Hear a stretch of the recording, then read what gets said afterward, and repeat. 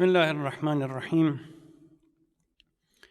الحمد لله الذي خلق الكون فنظمه وخلق الإنسان وكرمه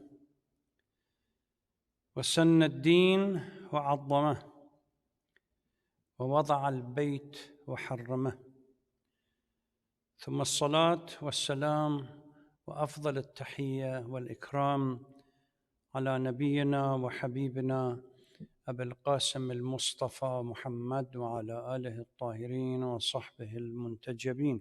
اللهم صل على محمد وآل محمد وعجل فرجه. Praise be to Allah,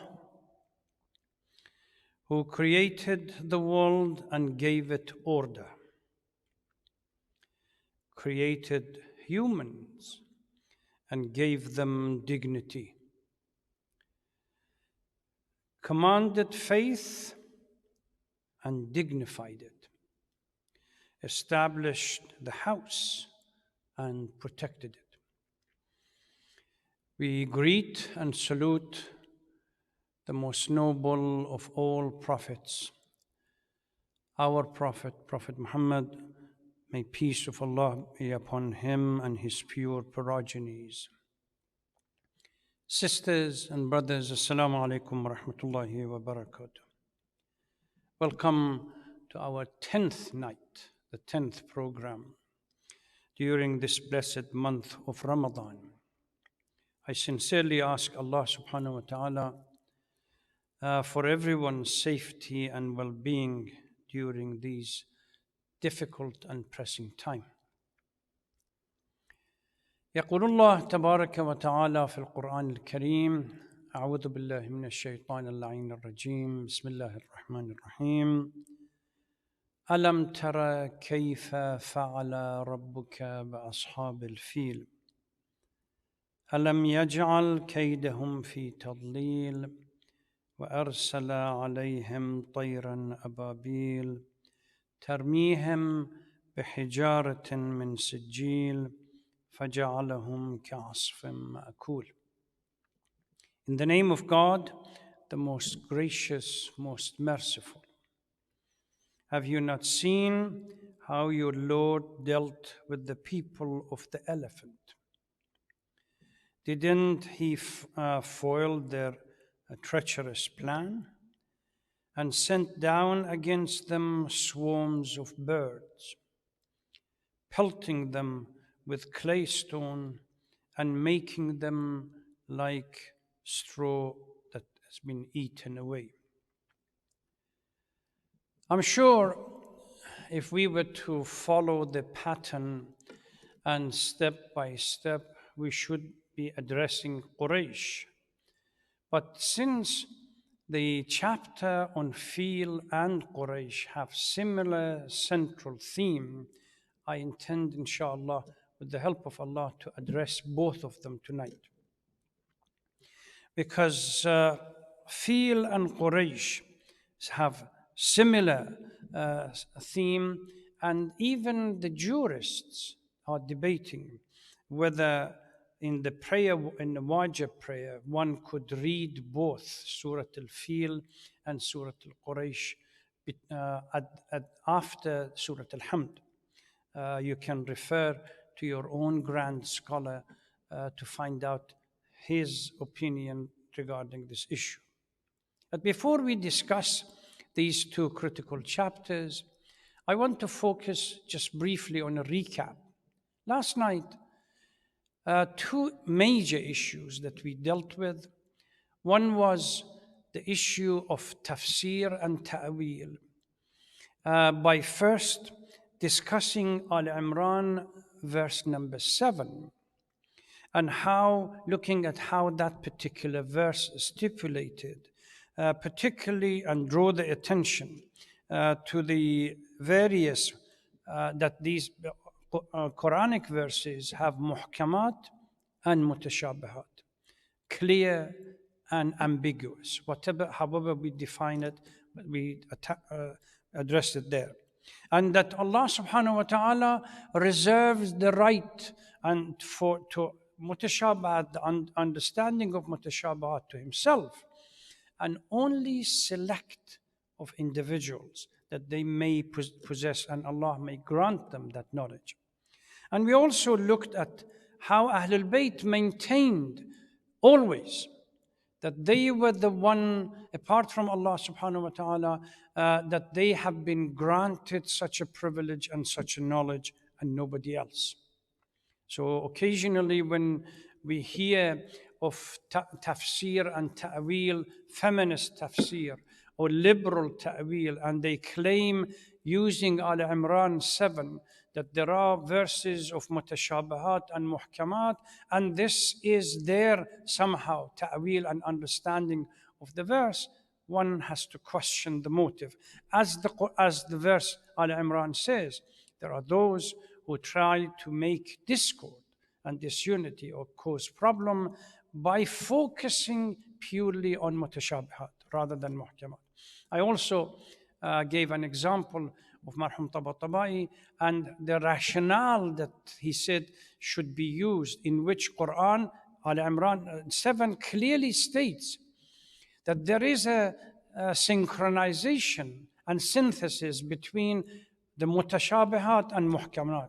The muhkamat are supposed to be Ummul Kitab, the mother verses, by which we use to clarify issues that might be ambiguous. And this is Tafsir al-Quran bil-Quran. That's the rationale, the logic, that you use one verse and you go through a kind of brainstorming with the Quran. You present and see whether there are other hidden meaning within the Quran that could be explained and stipulated by other verses from the Holy Quran. Another chapter, another issue, another concept that we dealt with was the notion of the Surah Al-Ma'un itself, and how, first of all, what is the understanding of faith? Is it purely just practice, claiming allegiance, verbal allegiance to a particular principle, and then not practicing it properly, or sometimes even practicing it, but not paying attention to the in-depth understanding of the faith?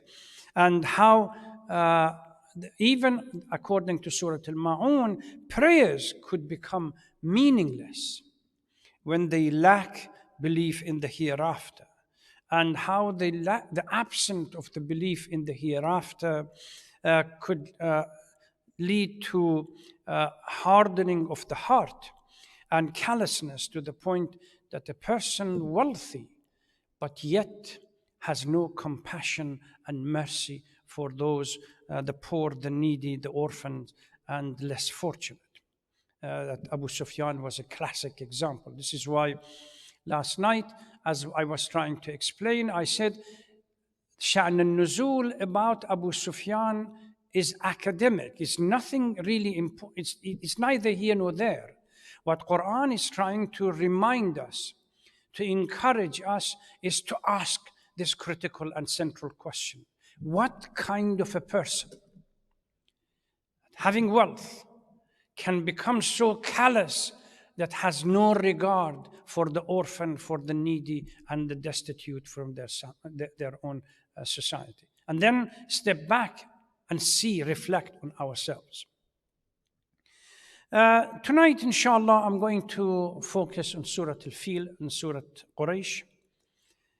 Allah subhanahu wa ta'ala, starting from chapter 101, Surah al-Qari'ah, until Humaza 104, pays huge attention in describing Quraysh, and points out to them that they have remained so possessed with love of wealth and children that they have grossly failed to fulfill their duty towards Allah subhanahu wa ta'ala and to their fellow human being.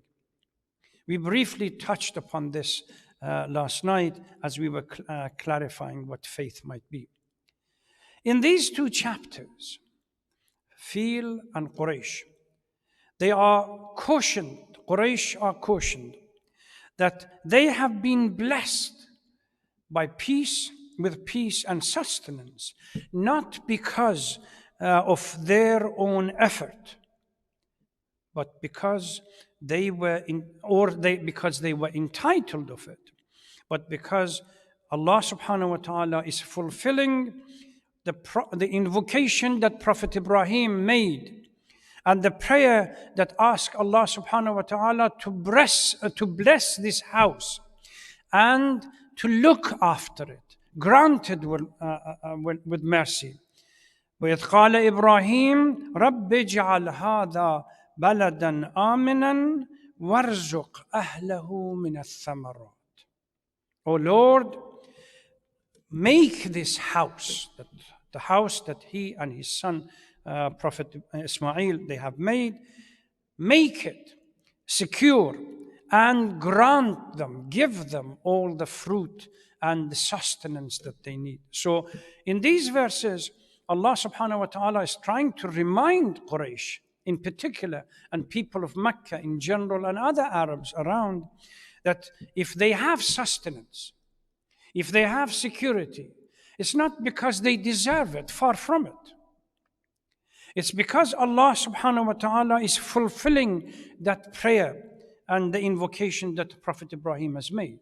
This is why after explaining this, Allah chastises and criticizes Quraysh for not standing up to their part and their share of responsibility. Instead of showing vanity, they are obligated to worship the Lord of the house who fed them in hunger and secured them against every kind of danger. One of them is Surah al-Fil that we are going to and then you see the relationship between Surah al-Fil and Surah Quraysh, that at the end of Surah Quraysh, Allah subhanahu wa ta'ala somehow concludes, الَّذِي أَطْعَمَهُم مِّن جُوعٍ وَآمَنَهُم مِّن خَوْفٍ. So secured them from all the fear and the danger, and at the same time fed them, sustained their life. But before we start with Surah al-Fil, we really need to clarify a few things. Surah al-Fil is a reference to an event that happened precisely between late 570 and early 571 current era. The story of it, I'm going to inshallah discuss the background of it, but we really need to address one thing before we get to the story by itself. People of Arabia, unlike, say, the Romans or the Persians that had some kind of civilization, and they had some kind of a history, book of history, that they could record things, people of Arabia did not have historians, or they did not kept record or books of history. What they used was they looked for events, what we call singular event monumental, that had huge effect on their life. And then those events were taken as a reference point. And then they would say, for example, a year before this event or 2 years after. So when they want, and they refer to that event, the one that had a huge effect on their life, until it was preceded with another one. Say when another event that came with huge effect on their life, the older event was ignored, and then they started to use the new event as a reference point, as a mark, somehow that everything else, landmark that everything else was related to it. Two events took place in the history of the Arabian Peninsula around the late 5th century and beginning of the 6th century, 496 current era, and to about 570.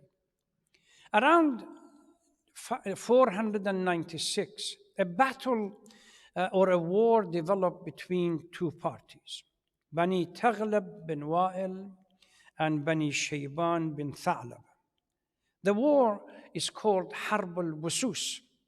Hardly anyone, unless you have read the history of Arabian Peninsula, we certainly know about al-Fil, but we normally don't have any clue about Harb al-Busus. Harb al-Busus, war between two tribal community on one camel. It's strange when we look back to see for 40 years, unimaginable, that two tribes that somehow they were linked and their ancestors might have been the same.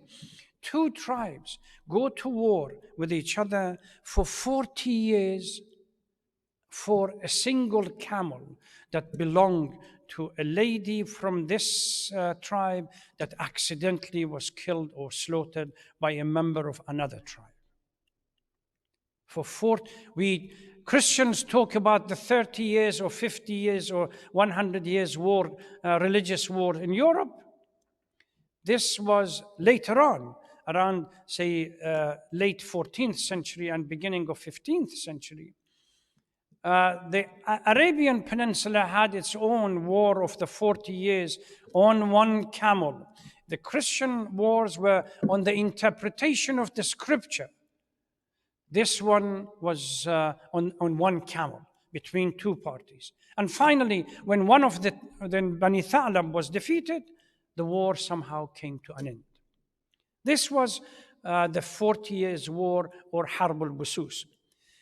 If you look at some of these reference or historical documents, they refer to this and they say, so-and-so was born 3 years before Harb al-Busus, or middle of Harb al-Busus, or 5 years after Harb al-Busus, underlining the fact that there was no proper historical books to be written. So these monumental events were used as a landmark to somehow fix their life around it. Another event which took place is the story of Fil, that Surah al-Fil addresses, around 570 to 571. But what is the story of Fil and how did it unpack itself? We really need to go a little bit back in history. The story of Fil begins in Najran, somehow, strangely enough, Yemen and the Arabian Peninsula, and today we have Yemen and Saudi Arabia, their history had been interconnected. People of Najran that used to be Jewish, the Jewish and Christian community were spread around in pockets in Arabian Peninsula.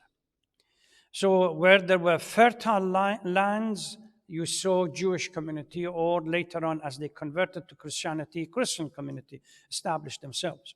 So the Jews around Medina were the fertile land, and the ultimately Christians in southern Arabia, which is Yemen, and particularly Najran. So Najran, as a community, they are Jewish. Christianity comes to them, and they convert to Christianity.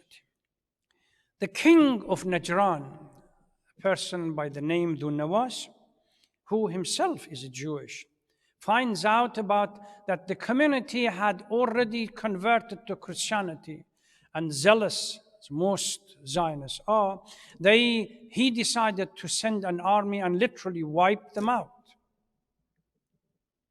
And hopefully that he will, over time, re-establish Judaism. The news got to Habasha, or the Abyssinian king in Habasha, and to other kings, Christian kings around, that the Christian community in Najran, in the southern Arabian Peninsula, was literally massacred by this king because they had converted to Christianity. They sent an army, they killed the king, and then established some kind of a Christian community over there. Two military leaders, Erbat and Abraha, they ruled this community. Abraha became very zealous with regard to establishing a community. He built a huge cathedral in Sana'a that we hear today, day in, day out, being bombarded by the Saudi Air Force. So in Sana'a, this huge cathedral was built, hoping that people gradually convert to Christianity and move and use this cathedral. The more he waited, the less successful he became. He spent sometimes trying to establish why is it that people are not coming south towards this huge cathedral. Found out that the obstacle is Mecca, and particularly the presence of Kaaba in this city.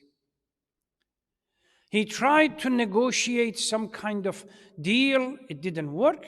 People would not come down. His PRs did not succeed. So he comes to the conclusion that the city has to be razed to the ground and this house, Kaaba, to be destroyed.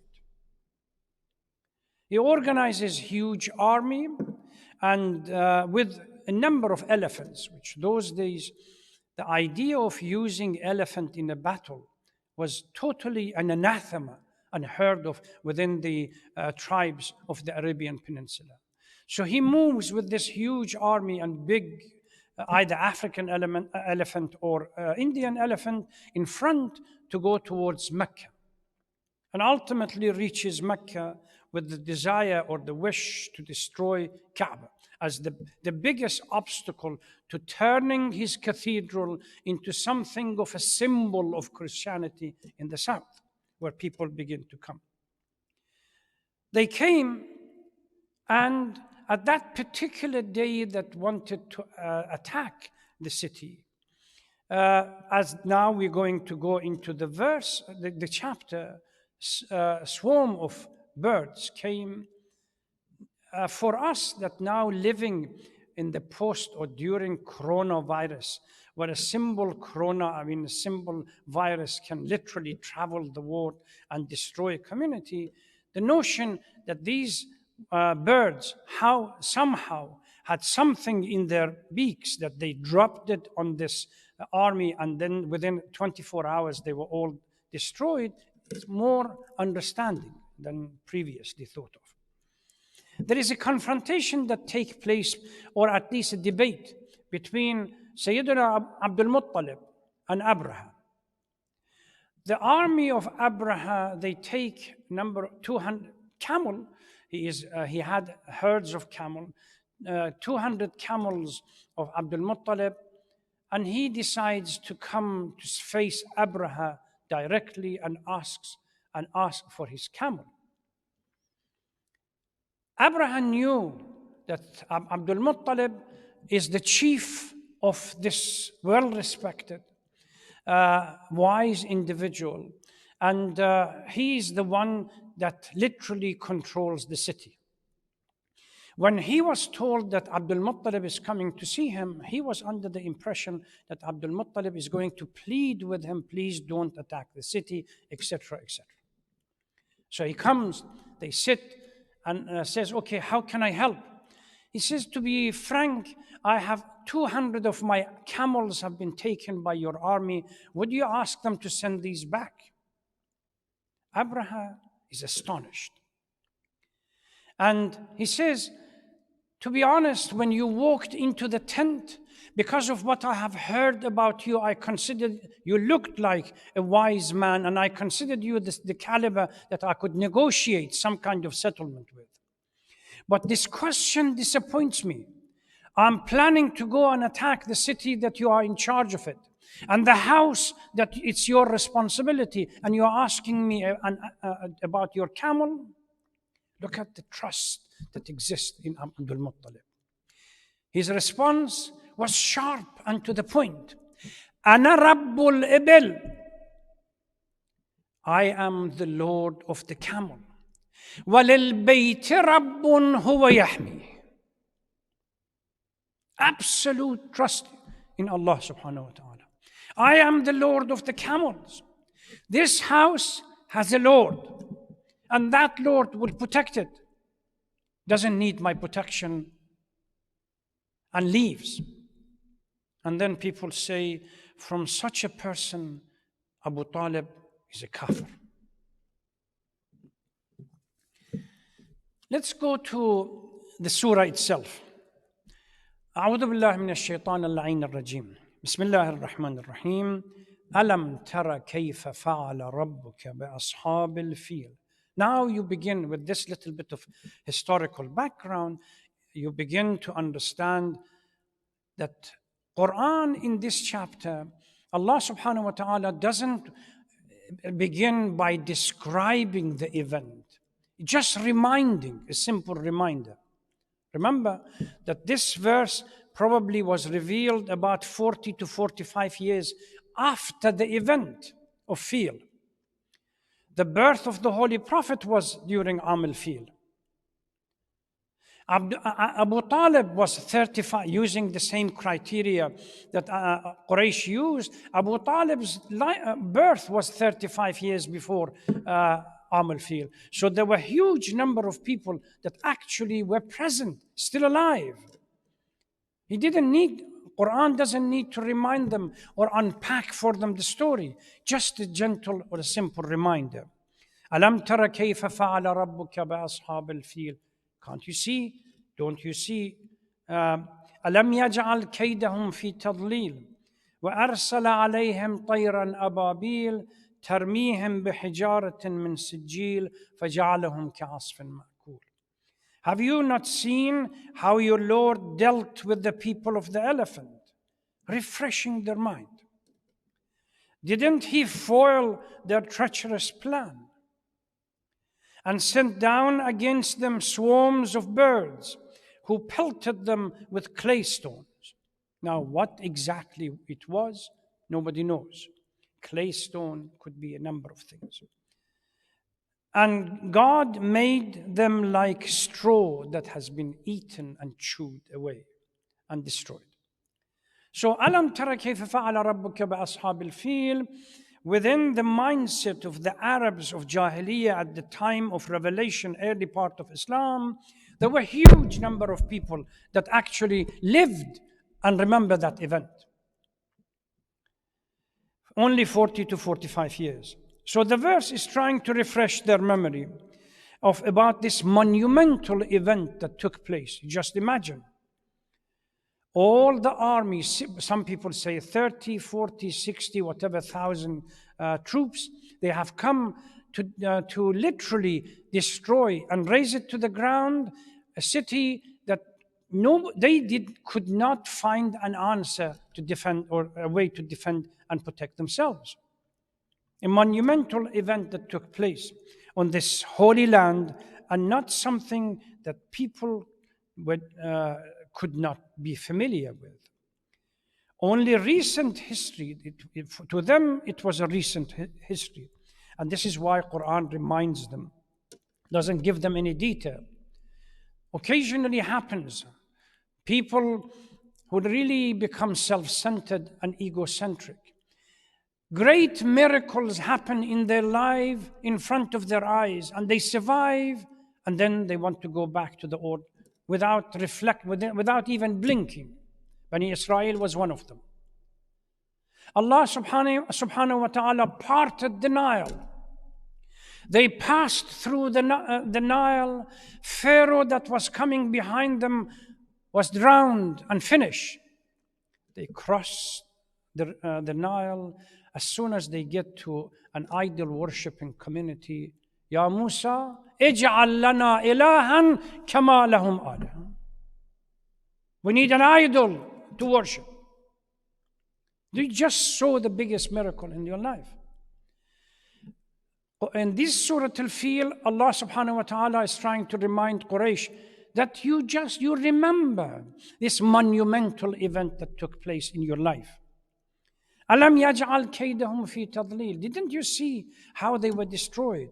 And that treacherous plan was destroyed.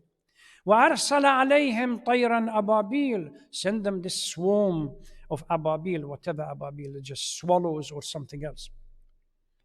Or parrots, God knows. تَرْمِيهِمْ بِحِجَارَةٍ مِّن سِجِّيلٍ. That dropped these clay stone on them. فَجَعَلَهُمْ كَعَصْفٍ مَأْكُولٍ. Totally destroyed. This is the beginning. So in this surah, Allah subhanahu wa ta'ala reminds Quraysh that if there is security, that they are going to be protected, or they have been protected. It's not because they deserve it. The security and safety comes from Allah subhanahu wa ta'ala. If we go to Surah Quraysh immediately after this, we see similar kind of theme. And then ultimately at the end, Allah subhanahu wa ta'ala reminds them that in both surahs, Allah reminds Quraysh that if they are living peacefully and securely, it is because of that divine fulfillment of the promise to Prophet Ibrahim that asked Allah subhanahu wa ta'ala to protect his house. It is the affiliation with this city that protects them, the sacred house, that and provides them provision and security for them to live and sustenance. And then Quraysh reminds Quraysh that they are required, if this blessing is given to them all the time, not because some kind of merit that they possessed, shouldn't they submit to the command of Allah and worship Allah, the Lord of the house, that they have all the privilege because of their association to the house? And then we move towards Surah Quraysh. لإلاف قريش إلافهم رحلة الشتاء والصيف فليعبدوا. This is the conclusion. In the Surah al-Fil, Allah subhanahu wa ta'ala reminds them of how God made them secure and privileged. In this surah, talks about their relationship with journeys during summer and winter, business journeys, to Palestine and Syria in the north during summer, and to Yemen in the south. Owing to their association, that's Quraysh, and the association that they have with this house, and the summer journeys and the winter journeys, that Allah subhanahu wa ta'ala asks them, they should worship the Lord of this house, who sustained them during hunger and provided them peace and security during fear. لإلاف قريش, because enforces the same thing, the same message. It's because of Quraysh association with it, with the house, because it becomes clear later on. Literally means when Quraysh is used to be a term that Quraysh was used to and familiar with, place. In another word, because of their attachment to the house and association with the house, that this verse is pointing to the benefit that they have received from it. So the Quraysh is reminded that the honor, prestige, and there was a huge prestige for Quraysh and the Arabs after the incident of Fil. The news spread around everywhere, gave some kind of an aura of dignity to Quraysh and in particular, and the Arabs of living in Mecca in general. If there is any honor, prestige that they have attained in Mecca, it's not because something that they deserve, far from it. This peninsula and the prestige that they have gained, it's because Allah subhanahu wa ta'ala has protected them, made them secure because of the house. What happened to Ashab al-Fil had huge PR effect on people of Mecca and Quraysh, that led to tremendous business opportunities for them. And they literally milked it because they benefited from it, both in two ways.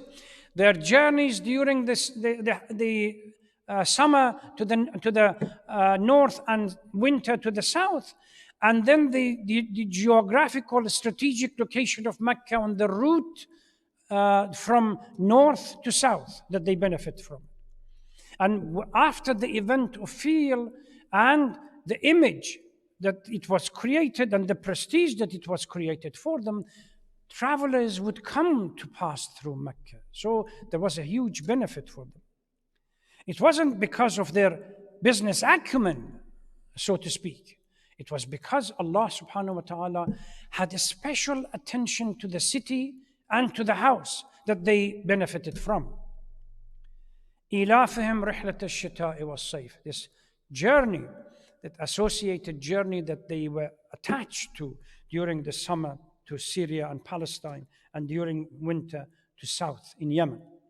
They not only benefited from participating in trade journeys, they benefited from the caravans that passed through Mecca after the event of Fil, and they benefited from. Now comes the conclusion, the concluding part of the two surah together. Reminding Quraysh in Surah al-Fil, you still remember the greatest event in your life. How Allah subhanahu wa ta'ala saved you from that monumental danger. And then points to this associated business journeys or caravan routes and benefit that they get from it. Then comes this فَلْيَعْبُدُوا رَبَّ هَذَا الْبَيْتِ الَّذِي أَطْعَمَهُم مِّن جُوعٍ وَآمَنَهُم مِّنْ خَوْفٍ. This passage bring the two chapters together. They should be grateful to Him and worship Him with all sincerity because of everything that Allah subhanahu wa ta'ala has done, although they deserve it.